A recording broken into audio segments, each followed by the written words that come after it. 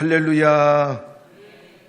오늘 예배에 나오신 여러분들을 주님의 이름으로 환영하고 축복합니다.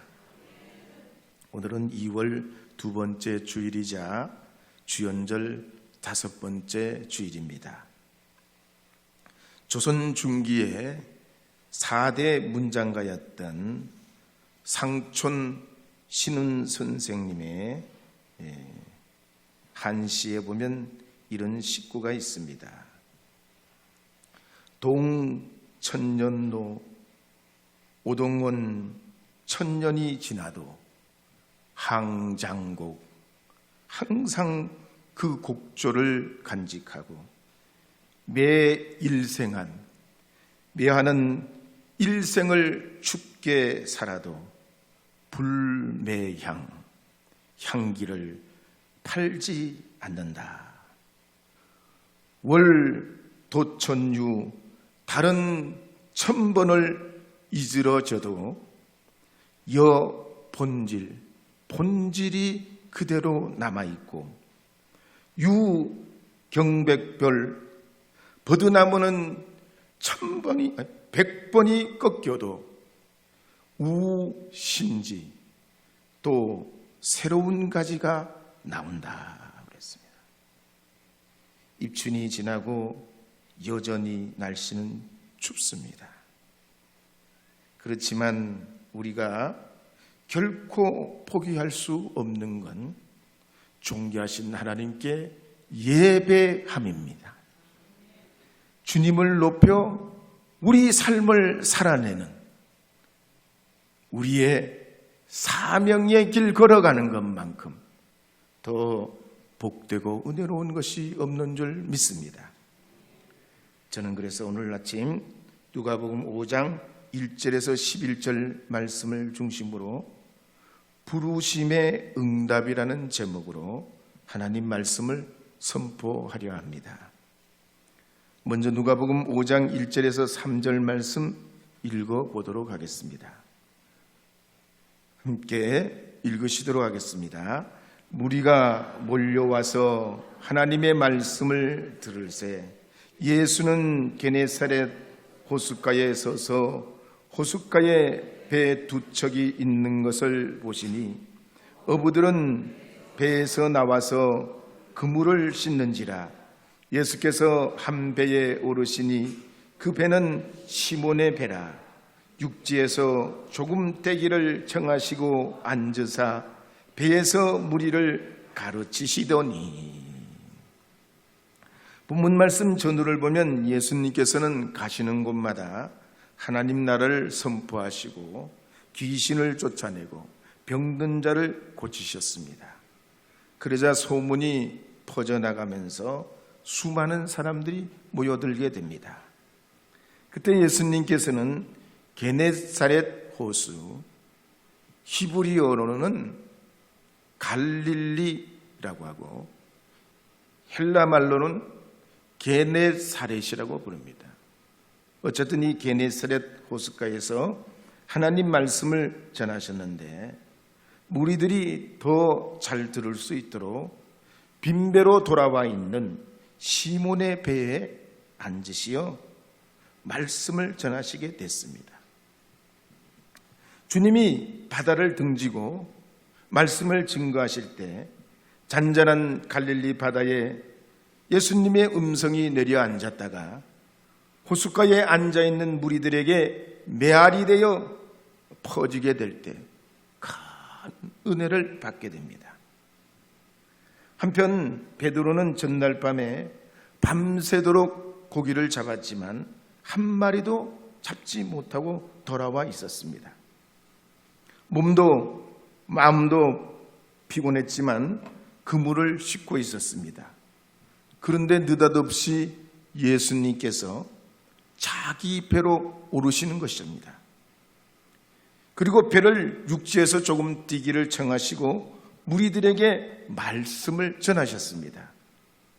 그래서 누가복음 5장 4절에 보면 이렇게 기록하는 말씀이 나옵니다. 함께 읽어보겠습니다. 말씀을 마치시고 시몬에게 이르시되 깊은 데로 가서 그물을 내려 고기를 잡으라. 예수님께서 무리들에게 말씀을 마치시고 시몬에게 말씀하시기를 깊은 데로 가서 그물을 내려 고기를 잡으라 그러셨습니다. 그때 이 베드로는 예수님 말씀대로 깊은 곳에 그물을 내릴 때 그물이 찢어져 올리기 어려울 정도로 많은 고기가 잡혀서 다른 사람을 불러 2배에 채웠더니 잠길 정도가 됐다 그랬습니다. 마가복음 5장 41절 이하에다 보면 회당장 야이로에게 12살 된 딸이 있었습니다. 그런데 이미 숨을 거두게 됐습니다. 예수님 가시는 도중에 이 야이로의 딸이 숨을 거두었지만 예수님께서 회당장 야이로에게 이렇게 말씀하십니다. 두려워하지 말고 믿기만 하라. 아이가 죽은 것이 아니라 잔다 하시고 아이의 방으로 부모와 제자들을 데리시고 들어가셔서 달리 닦고 마실 때 그 아이의 손을 잡고 일으키실 때 아이가 살아나고 걷고 음식도 먹게 되었습니다. 누가복음 19장에도 보면 여리고에 살던 세리장 삭개오는 예수님을 뵙고 싶었습니다. 그러나 키가 작아 무리 앞으로 나갈 수가 없었습니다. 그는 돌무화과 나무 위로 올라가서 간절한 마음으로 예수님을 바라볼 때 예수님께서도 그를 바라보시고 말씀하시기를 삭개오야 속히 내려오라. 내가 오늘 내 집에 유하여야 하겠다. 오늘 구원이 이 집에 이르렀으니 이 사람도 아브라함의 자손님이로다. 마음속에 응어러지고 사회적인 지위는 높지만 사람들이 인정해주지 않고 인정받지 못한 이 삭개오가 이 사람도 아브라함의 자손이라고 예수님께서 수많은 사람 앞에 선언해 주실 때 이 삭개오의 멍에와 마음이 다 회복되게 됩니다. 오늘 우리도 그렇습니다. 빈금을 빈배처럼 해도 안 되고 실적도 없고 실패가 거듭될 때 시몬 베드로처럼 예수님을 모셔드리고 회당장 야이로처럼 예수님을 찾고 삭개오처럼 되게 하심을 믿고 또 시도하고 또 시도하고 또 시도하고 또 시도하면 새로운 차원이 열리게 됩니다. 차고 넘치는 감당할 수 없는 하나님의 기적과 역사와 능력이 있게 되는 줄 믿으시기 바랍니다. 전북 완주군 삼내에서 자라서 서울대 경제학과를 졸업한 송상석 회장님은 1960년대 초반에 모나미 회사를 창업했습니다. 그런데 초창기에 회사가 너무 어려웠습니다. 도무지 회생할 기미가 보이지 않았습니다. 그래서 기도원에 올라갔습니다. 하나님 앞에 엎드려 기도했는데 기도가 턱 막히는 거예요.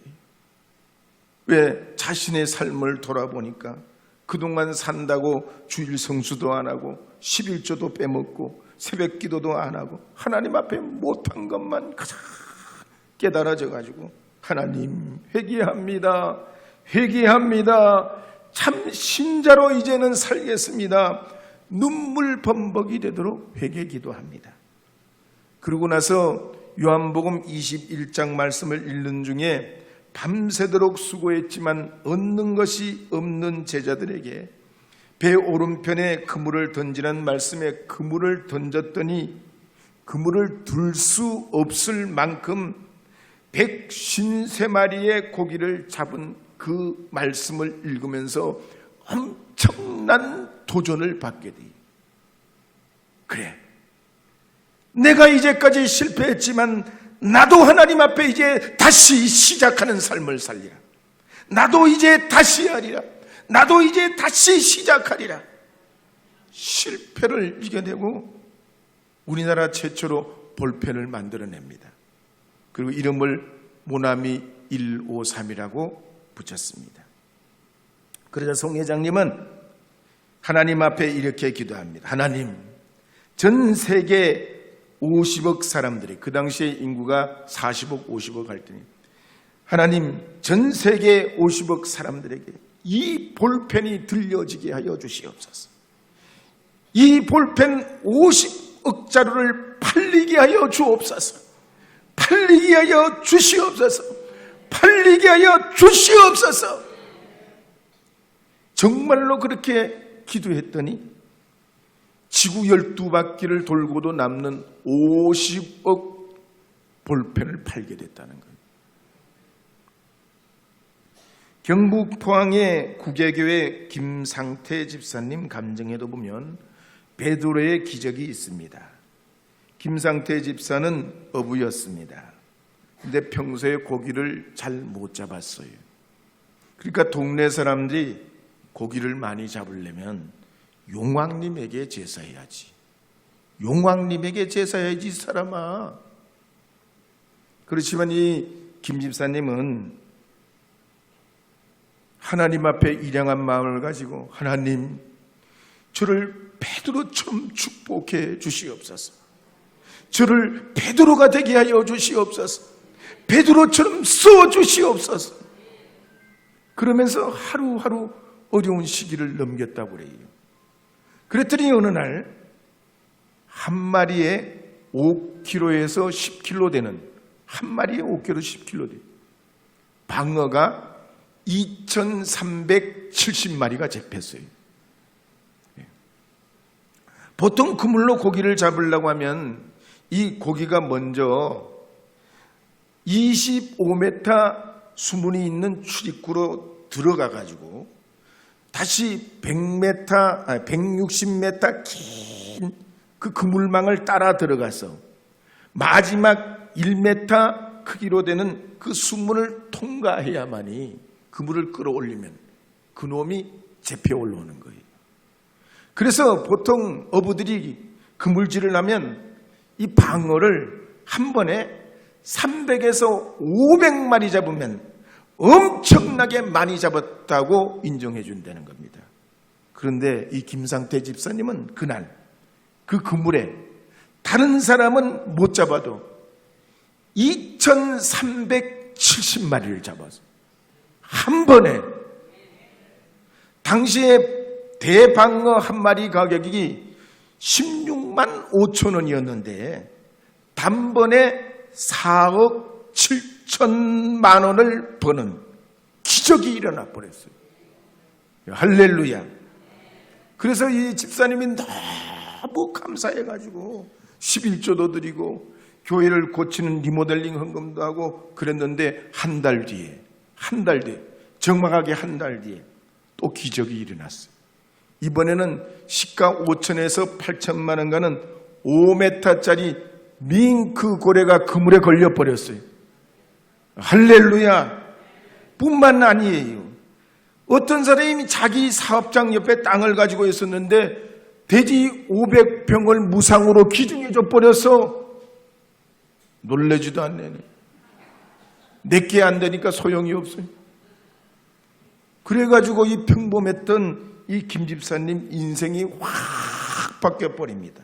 살아계신 하나님 체험하면서 더 믿음의 사람이 되면서 그동안 동네 사람들이 조롱하고 그랬지만 그 마을 사람들도 이 김 집사님 살아계신 하나님의 역사를 보고서 가장 전도돼서 나오고 이분도 섬기던 교회에서 장로로 피택받아가지고 간증집회 강사로 활동하고 있어요. 그래서 러시아의 대문로 톨스토이는 나의 핵심이라는 글에서 예수님 만난 체험을 이렇게 적고 있습니다.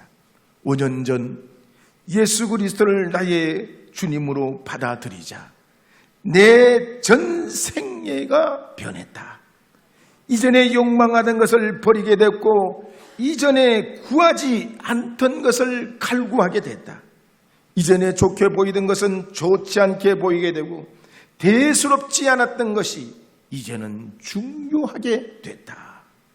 나의 과거의 행운의 무지개를 찾아다니면서 허무와 거짓과 쾌락과 술에 취해 살았다면 이제부터는 새로운 인생 출발을 할 것이다.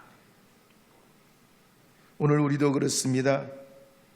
빈 그물, 빈배와 같은 우리 인생에 차고도 넘치는 하나님의 은혜와 역사를 베풀어 주실 줄 믿으시기 바랍니다.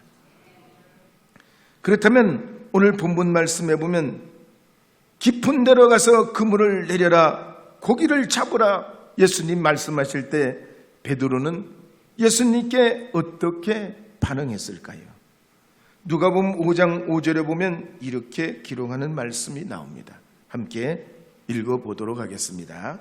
시몬이 대답하여 이르되 선생님, 우리들이 밤이 새도록 수고하였으되 잡은 것이 없지만은 말씀에 의지하여 내가 그물을 내리리이다. 아멘. 여기에 선생님, 우리들이 밤이 새도록 수고했지만 잡은 것이 없지만은 말씀에 의지하여 내가 그물을 내리리이다 합니다. 여기서 선생님이란 말은 에피스타테스란 말인데 문맥을 따라 이걸 해석해 보면 선생님은 선장님이라는 의미예요. 그러니까 이 베드로가 제가 고기 잡는 어부지만 진짜 내 배의 선장님은 예수님입니다. 제가 예수님 말씀에 이제 의지해서 깊은 곳에 그물을 내리겠습니다. 선장 되신 예수님 말씀 따라서 제가 그물을 내리겠습니다. 이런 고백이에요. 우리나라 상법과 해사안전법에 보면 선장은 선박 안전을 위해서 전문적인 판단을 하게 될 때 그 누구나 어떤 방해도 간섭도 받지 않도록 법으로 규정해 놨어요. 그래서 선장이 바다로 나가면 항해 지휘 명령권이 있습니다. 일로 가야 된다, 절로 가야 된다, 돌아가야 된다. 이건 선장이 결정하는 거예요. 또 함대에는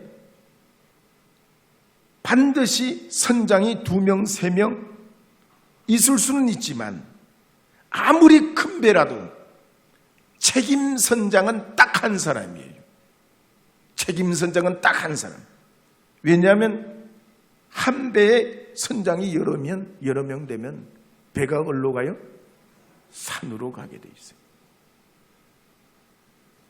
그래서 이 베드로는 지난밤에 선장이었던 자기가 배를 가지고 나가서 고기를 잡았지만 빈 그물 빈 배로 돌아왔어요.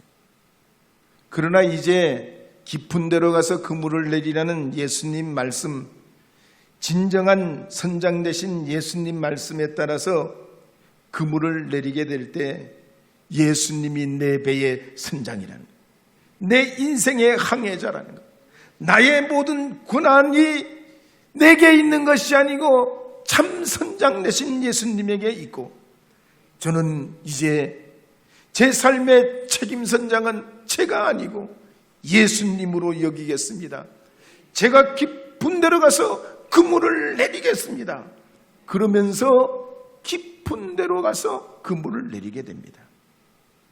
그럴 때 누가복음 5장 6절에 보면 이렇게 기록합니다. 함께 읽어보겠습니다.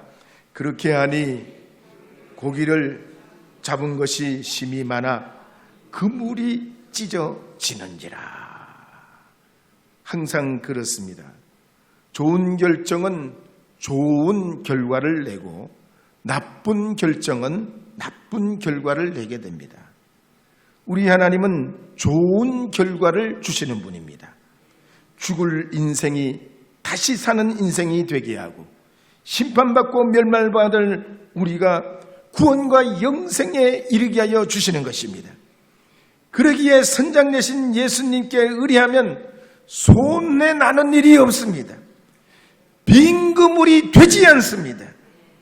오히려 너무 많아서 끌어올릴 수가 없어서 사람들의 도움을 받아도 두 배가 잠길 정도가 되는 겁니다. 그래서 누가복음 5장 9절 10절 말씀에 보면 이렇게 기록하고 있습니다. 함께 읽어보겠습니다.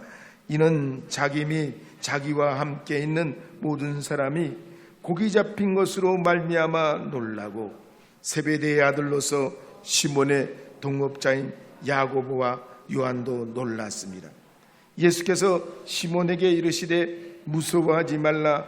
이제후로는 내가 사람을 취하리라 하시니.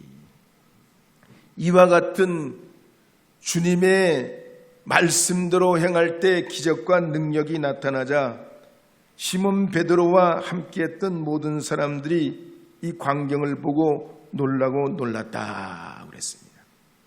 여기서 놀란 건 그냥 놀란 게 아니고 너무 놀라서 온몸이 얼어붙었다는 땀보스란 말이에요.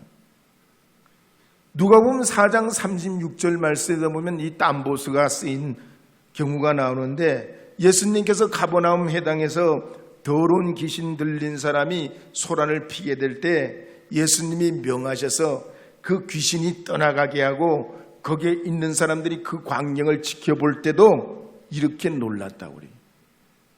귀신 들린 사람이 얼마나 소란 피겠어.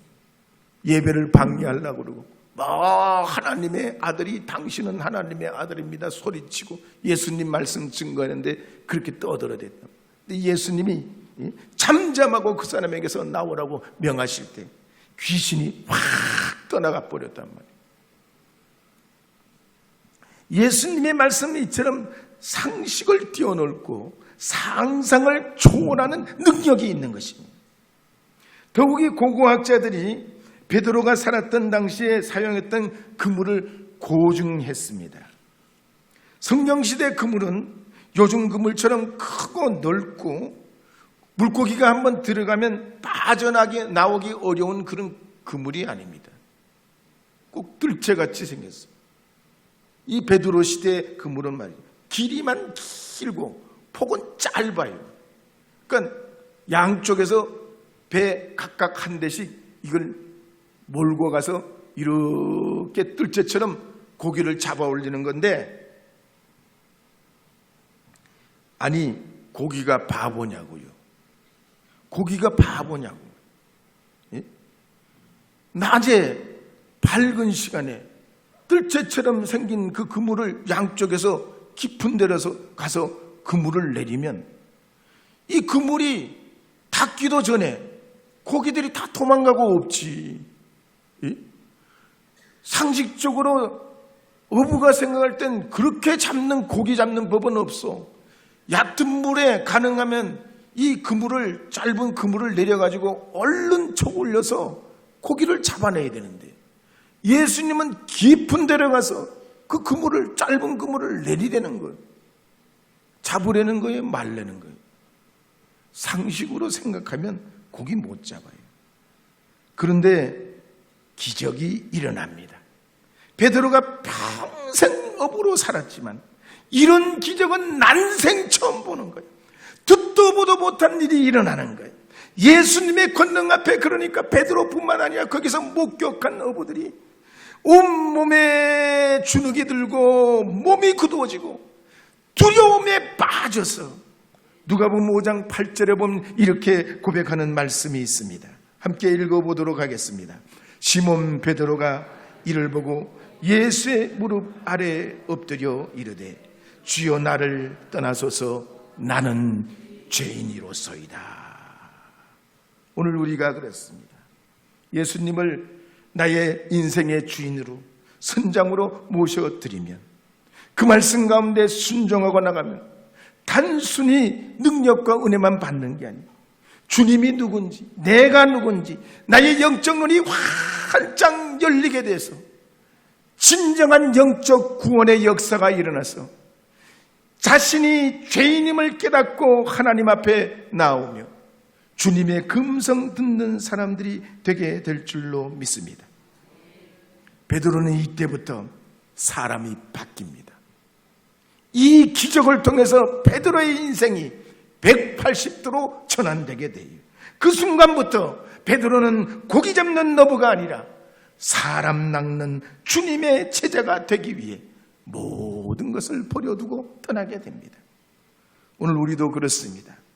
주님을 제대로 만나야 됩니다. 주님의 그 부르심과 권능을 제대로 경험해야 됩니다. 영적 눈이 활짝 열려서 우리가 스스로 주님 앞에 자처해서 복종하고 순종하는 거룩한 부르심 앞에 응답하는 하나님의 제자들이 되어야 될 줄로 믿습니다. 그런 의미에서 오늘 길 되신 주님, 생명 되신 주님, 우리의 삶의 선장 되신 주님께서 여러분도 베드로처럼 불러 하나님의 거룩한 은혜 가운데 머물게 하시고 주께서 사명 주셔서 우리 시대의 위대한 하나님 앞에 쓰임받는 주의 종들 되도록 우리를 불러주심을 믿고 이 거룩한 주일을 통해 주 앞에 나아가시며 주님의 그 권능과 주님의 그 역사를 경험하고 증거하는 여러분 되시기를 주님의 이름으로 축복합니다.